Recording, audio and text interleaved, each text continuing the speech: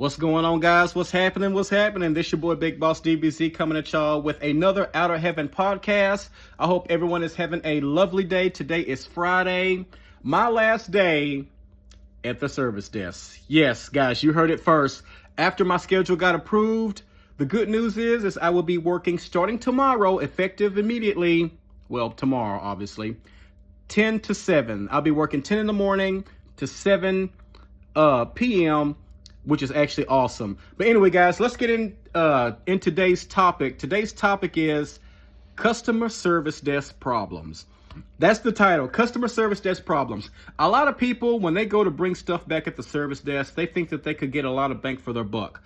So I'm going to go over the tips and tricks while being at the customer service desk. Now, this is just for the customers. I'm going to educate y'all on what we know. That way you guys will be able to know what the rules and what the policy is, mostly the Walmart policy. I'm going to go over the Walmart policy step by step. First, we're going to start on returns.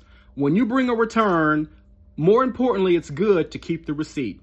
The receipt is key, and it's also vital when it comes to bringing stuff back. Now, if you don't have the receipt, the second option is I usually ask the customer if they paid with card or cash. Now, if you paid with a card, then I can actually use that card to look up your receipt in the system within a certain amount of time. I believe it's within 90 days. It could be a little bit longer. If it's on the credit card, I can find it. That way I can look up your receipt. You'll be able to return it that way. Now, if you paid with cash, cash is a little different because, see, I can't look anything up. If a customer says they pay with cash, then I'll have to see their identification. Now, we can accept any type of ID that is valid: driver's license, identification, passport, travel ID. Those are just to name a few, but the main one that we usually take is a driver's license and identification and passport. Those are three biggies right there that we'll take. Now, depending upon our judgment, this is most important. Depending on our judgment, depending on how much the item cost, will determine if we take it back or not. Here's the reason why. If it costs, like if you have one item that costs $68, $75 without a receipt, then I would have to ask for a supervisor mostly because of how expensive it is. Now, most customers, they're like, well, why can't you just take it? Here's my ID. Those are for the people that are so used to bringing stuff back without a receipt. They're so quick to hand you an ID, which is, true for the most part. But with it being that costly, we have to get it approved. And if they say no, then I have to tell them no. So just keep in mind, if you have an expensive product that's over a certain amount, $75, $80 or whatnot, we have to get it approved. More than likely, they will say no due to what it is. Now, electronics. This is a biggie right here.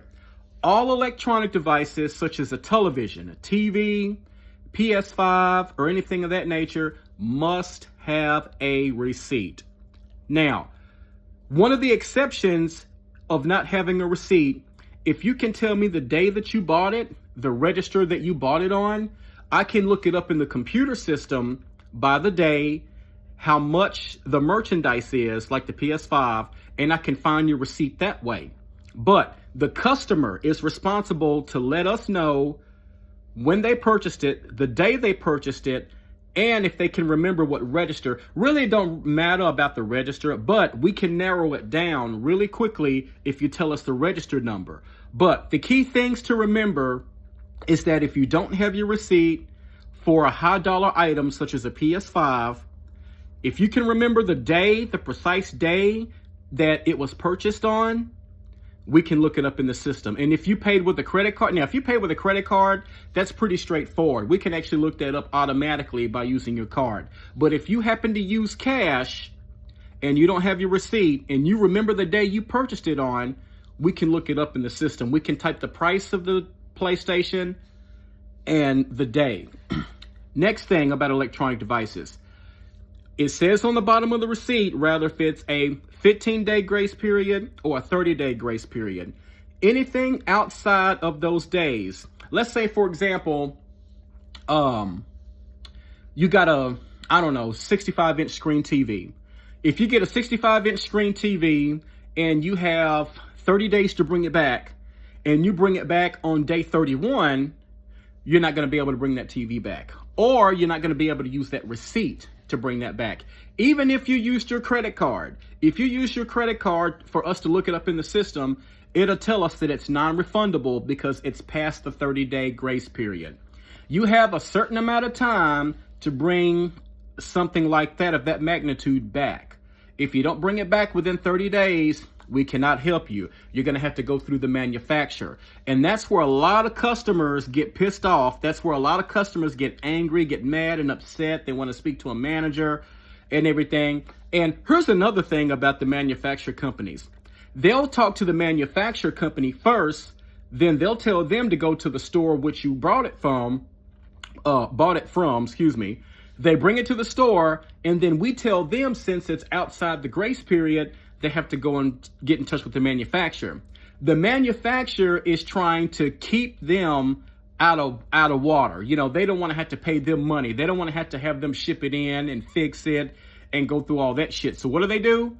They lie and tell customers to take it to the store that you bought it from. But in all reality, they don't want to deal with the customer, so they send them to us. So when we tell them that they have to go to the manufacturer, that pisses them off. They want to speak to a manager. Then we'll have to go get a manager. The manager has to tell them the exact same thing that we told them. And then next thing you know, they get pissed off. Now, if they have a year warranty, here's the tricky thing about 1-year warranties is that our warranty doesn't kick in until after the manufacturer warranty kicks in. That's why it's so important that they have to go through the manufacturer if something breaks down outside our grace period. I can't stress that enough. I'll say it again. If you buy anything that has a 30-day grace period, you have to bring it back to us within those 30 days if something happens.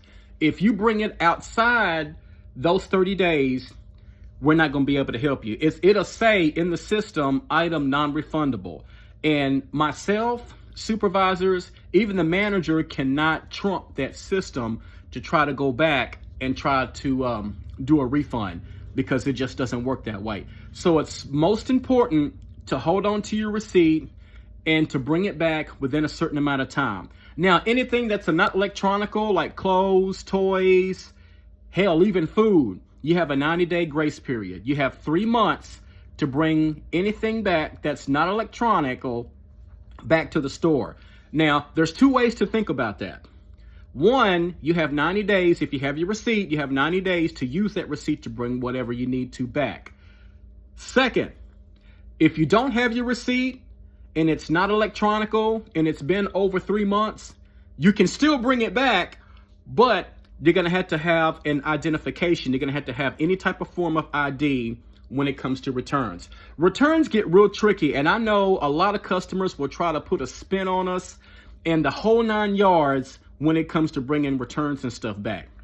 Now that we have the returns covered, let's talk about sending money and receiving money. There has been a lot of fraud that goes on when it comes to sending money and receiving money.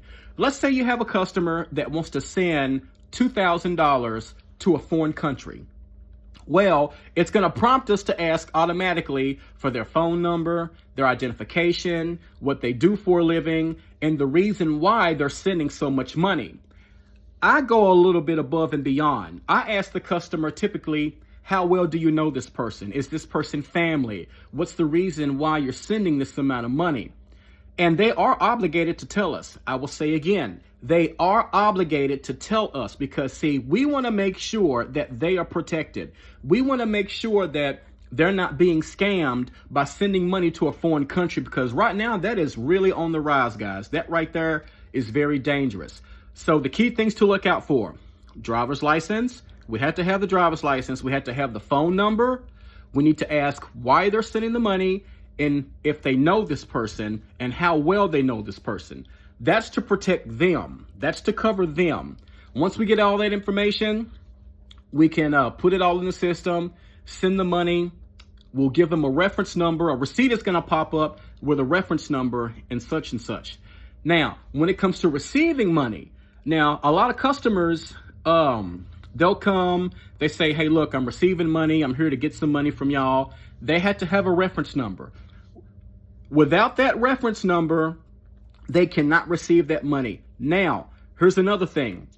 Not only do they have to have the reference number, but their name that's on the ID has to match the name that's in the computer system.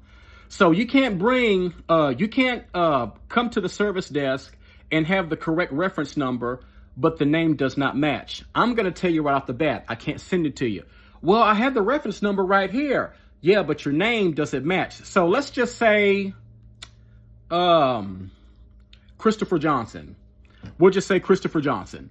If Christopher Johnson comes to the service desk and I see his name, Christopher Johnson, in the computer, but it says Christopher W. Johnson on the driver's license, that one letter is going to keep him from getting that money. Why? Because everything has to match. Everything in the system has to match. This is why sending money and receiving money is so critical. You have to make sure that the first name is there, the middle initial, the last name, however you want to send it. The person that is sending the money needs to make sure that they have the receiver's name correct on their driver's license. Hands down. If it's not, then we can reject it. They're going to have to go back to the sender, refund that money back, and then resend it with the correct name. Now, it's funny that I just mentioned that. Now, let's say you get a customer that his name isn't correct. His name is in the system, but that's not what it says on the driver's license. So the sender comes back to Walmart and says, I want a refund because the person that I sent this money to can no longer receive it. What we need to do is they need to have the reference number. What I do is I check the status to make sure that that money has not been picked up. Most cases, the money hasn't been touched or it hasn't been picked up. But there have been times where people would bring the receipt up and tell me that, can we get a refund for that money that I sent? They can't receive it. They must think that we don't have access to anything in the system. I've had customers come up to me and say, hey, look, can I get this money back? I type the reference number in. It says that it's been picked up. So I tell the customer, I'm sorry, that money has been picked up. The customer will argue with me saying that, no, that's got to be a lie. They say that they can't get the money. They blah, blah, blah. So what they try to do is try to fool us trying to get their money back while they receive the money, but they tell us that they never got it, thinking that we a fool. I'm like, come on, you can't do that. and I hate to put this out there, but it's a lot of foreign people that do this. In my experience at the service desk, a lot of foreign people come and tell me that they haven't been able to pick it up, but yet it's been picked up and yet they're trying to get a refund. That's not how that works. So let's say if the money is there. So they give me the reference number. I had to have their ID and the receipt that came with it, with that purchase or with that, purchase.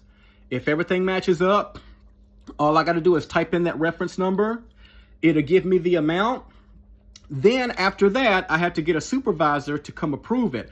I can't approve that myself because I need higher power. I need, a supervisor to come approve it. I have to get a supervisor. They'll come in, they'll type their numbers in, and then I can refund them that money. Sending money and receiving money can get pretty dangerous, but if you know what to do, you can get it done. So let's say we covered returns. We've covered sending money and receiving money. Cash App. Let's go ahead. I did a previous video on Cash Apps. Nowadays, Cash Apps are on the rise right now. A lot of people love to add money on their Cash Apps and everything. So the process of that is if a customer says, hey, I want to load such and such on a Cash App, most more than not, an ID is required. Now, it may not prompt us to ask for it, but in my line of work, we have to ask for identification every single time for a Cash App. Why? Because it's in the policy. A Cash App, if you're loading money or if you're trying to do a cash out, an ID must be present to protect them. Now, a lot of customers, they'll come up there, no, I don't have an ID. Well, I can't help you. Well, I've never had to have it before. Well, I'm sorry, it's in our policy. I do apologize. But if you're wanting to put money on the Cash App, we had to have your phone number first to type it in, and then we had to have your ID. Because, see, there are times where it's random. Asking for the ID on the computer is completely random. So to prevent that, I just ask for an ID every time. So I made a video previous to this. I think it might have been last week about Cash Apps. I'm saying it here on the podcast to let everybody know you have to have an ID for a Cash App if you want to put money on it. That goes for .3, that goes, well, .3, Green Dot, PayPal, Chime, I think that's it. But in either case, Cash App, you have to have an ID. So let's see, we covered that. We covered returns. I think there's something else I was wanting to talk to you about returns. It's called claims. Now, this is for us. Now, if you buy an item in the store, you use it to a certain point to where it doesn't work anymore, you bring it back to us, that's called a claim. A claim is something that you use and it doesn't work, or if you use it to a point to where if it still works, bring it back, we can no longer put it on the shelf.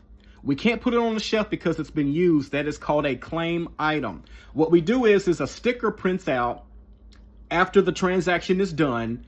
We put the sticker on the merchandise, and then we put it at the service desk in our bins or wherever we put it. I put mine on the counter. That way, at the end of the night, I'll take my claims and I'll put it in the back of the store, and then it'll be shipped to the distribution. This is just to educate y'all. Y'all don't have to worry about claims, but that's basically what we do for the items that y'all bring back to us. That's a return. If it's clothes, the fitting room does their own clothes. Anything electronic, food, anything like that outside of the fitting room that's not closed, we take it to the claims department. They ship it to the distribution, and then they do something else with it. But anyway, guys, that's the time that I have today here on the podcast. I really hope I gave y'all some tips and tricks. And customers, I hope I really gave y'all some good educative advice when it comes to sending money, receiving money, and returns. Make sure have your receipt. If you don't have your receipt, have your credit card. If you don't have your card, have your ID. And then really it's just basically on our judgment. At the end of the day, we have to use our judgment, rather if we're going to take the item back or not. But it all falls in the Walmart policy. But anyway, guys, this is Big Boss DBZ signing off here on the Outerheaven Podcast. I'll see y'all guys on the next podcast.